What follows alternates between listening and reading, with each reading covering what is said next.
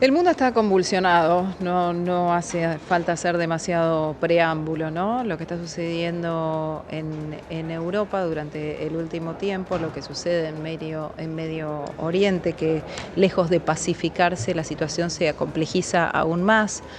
Hoy la alerta por un posible ataque inminente de Irán contra Israel, la situación constante en Gaza por parte de la comunidad palestina. El mes pasado, Marwan Gil, presidente de la comunidad musulmana Ahmadía en Argentina, estuvo reunido con el Papa Francisco y con el titular de la OEA, Luis Almagro, intentando aunar posiciones o llevar un mensaje de paz, y eso la verdad es que no parece estar muy cerca hoy. Voy a saludar a Marwan, que está en línea. Gracias por atendernos. ¿Cómo le va? Mi nombre es Nuriam. Hola, buen día, ¿cómo estás? Bien, muy bien. Bueno, yo mencionaba hace un ratito la audiencia privada que tuvo usted con el Papa Francisco, también con el titular de la Organización de Estados Americanos. ¿Qué nos puede contar de eso respecto a cuál era la expectativa de lo que iba a estar sucediendo en un mundo que parece cada vez más convulsionado y una paz que parece ser una utopía ya, ¿no? Es tal cual como vos comentás, creo que después de la Segunda Guerra Mundial vivimos uno de los momentos más oscuros de la humanidad y yo diría que estamos casi al borde de una tercera guerra mundial. Fíjate que ya están armados los bloques. Tenemos por un lado el conflicto que ya dura hace más de 2 años en Ucrania. Por otro lado, ahora el conflicto en el Medio Oriente, en Gaza, que por supuesto el 7 de octubre fue el que desató ese acto bélico o esa espiral, pero ya viene este conflicto también hace décadas.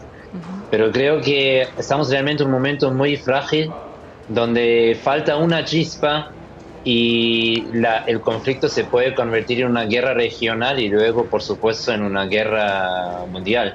Ujú, ujú. Cuando usted estuvo con el Papa y con Luis Almagro de la OEA, ¿qué sensación se llevó de ese momento? No sé si fue su primer encuentro con el Sumo Pontífice o ya se había podido encontrar en otro momento.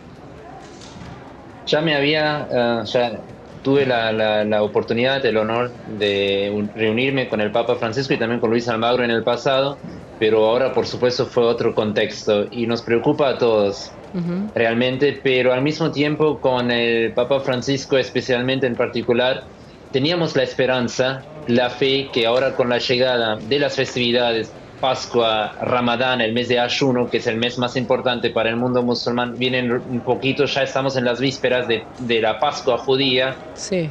Entonces era la esperanza, la fe que incluso en Medio Oriente esas personas podrían, al menos no bajo el conflicto o el acto bélico, pasar Ujú. esas festividades. Pero en ese caso ya terminó Ramadán y nosotros ahora volvemos a la normalidad, a la rutina, pero hay miles, yo diría casi millones de personas que lamentablemente van a continuar ayudando. Y no hablo de un ayuno opcional, voluntario, sino que es un ayuno obligatorio, que empezó casi desde el 7 de octubre y no sabemos cuánto más va a durar.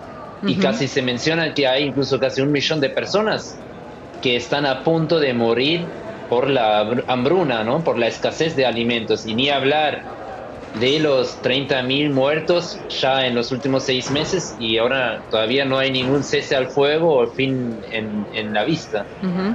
El miércoles, Marwan, los gobiernos de Irán e Israel cruzaron amenazas cruzadas. Por un lado, Israel amenazó con atacar Irán después de las advertencias de Teherán por el asalto a su consulado en Siria. En las últimas horas, yo lo mencionaba al principio, Estados Unidos advirtió a Israel por el posible ataque de Irán. Em, ¿Qué espera que suceda? Porque digo, hoy es una situación de altísima tensión. No sé cómo recibió esto de las últimas horas, la advertencia de Estados Unidos a Israel.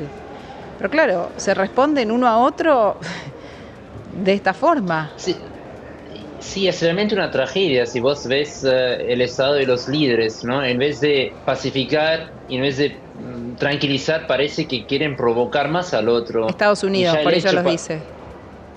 sí, y por eso creo que no solamente Estados Unidos, hay que incluso cuestionar el rol de los organismos internacionales, de la ONU en particular, que Ujú. parece como un cuerpo débil que ya casi no tiene ninguna autoridad, ninguna eficiencia. Fíjate, incluso ahora, después del ataque a una sede diplomática que contradice claramente a las leyes, a los convenios internacionales, no pudieron hacer mucho.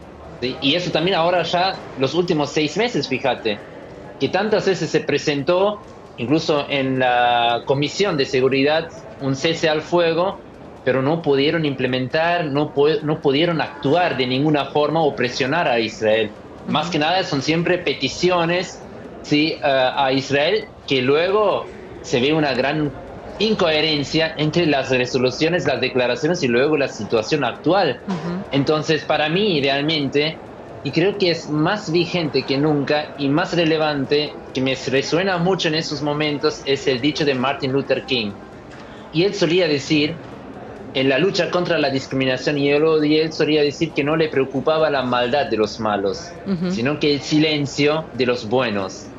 Y eso es Ujú. lo que yo veo en este momento, una hipocresía enorme, una doble moral del Occidente ante lo que acontece en la Gaza.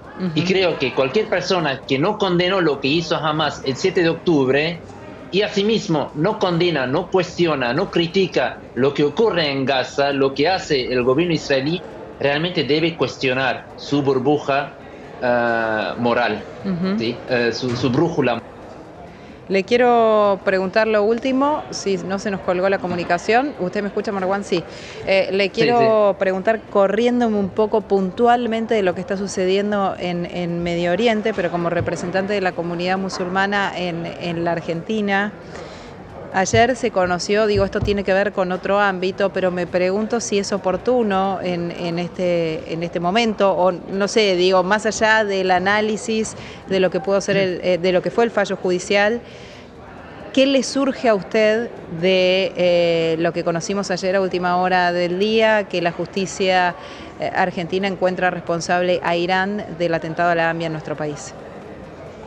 Creo que esa fue una deuda pendiente hace mucho tiempo, y lo que se debía especialmente a los familiares, de la manera mínima, ¿no? Que sepan cuál o al menos saber la verdad, quién es responsable.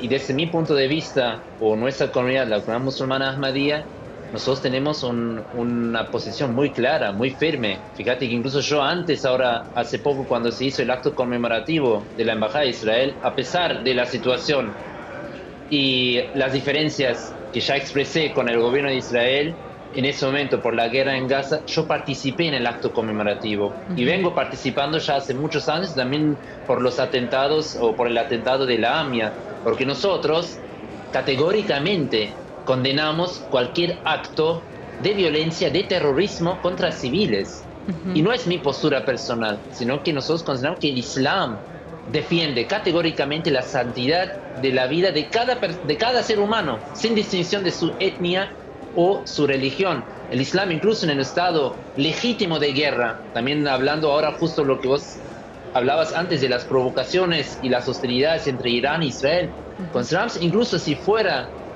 un caso legítimo de la guerra, no se permite atacar a lugares públicos, a hospitales, a escuelas, a templos, ni asesinar a gente civil. En Ujú. ninguna, o bajo ningún contexto, en ninguna circunstancia. Por eso sea ahora también el tema de Hamas y Israel, sea también por un lado la presunción, la premisa de luchar contra una ocupación ilegal, o por otro lado la lucha contra el terrorismo.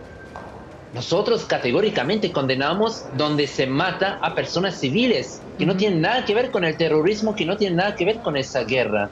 Por Ujú. eso fíjate que nosotros, como comunidad Ahmadía, nuestro jalifa, el líder mundial, ya en la primera semana o el primer sermón de viernes después del 7 de octubre, nosotros abiertamente, públicamente, condenamos lo que hizo Hamas, porque expresábamos que contradecía a los valores, a los preceptos básicos del Islam.